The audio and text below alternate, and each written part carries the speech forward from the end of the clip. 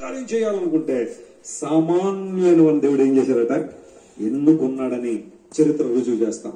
You take anybody in the Bible గ్రంథంలో మీరు ఎవరిని తీసుకోండి, లేదా చరిత్రలో ఎవరిని తీసుకోండి, ఒక అసాధారణ కార్యం జరగడానికి దేవుడు సామాన్యులైన వ్యక్తులను ఏం చేశాడు, వాడుకున్నాడు.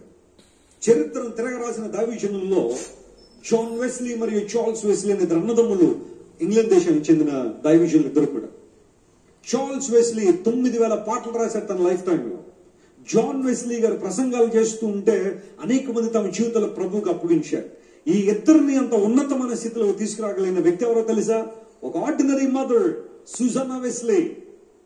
జాన్ వెస్లీ మరియు చార్ల్స్ వెస్లీ యొక్క తల్లి సుజానా వెస్లీ ఒక సామాన్యురాలు. తన బిడ్డల కోసం ప్రతిరోజు ప్రార్థన చేశారు.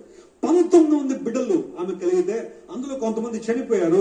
మిగతా వాళ్ళందరి దగ్గరికి ప్రతి రాత్రి వెళ్లి వారందరి మీద చేతులేసి ప్రార్థన చేశారు. ప్రభువా, నా కుమారులు నీ సేవలో వాడబడాలి, ప్రపంచాన్ని ప్రభావితం చేసేవారుగా ఉండాలి, అనేక మంది నీ కొరకు త్రిప్పాలని ప్రార్థన చేశారు. దేవుడు ఆ ప్రార్థన విన్నాడు.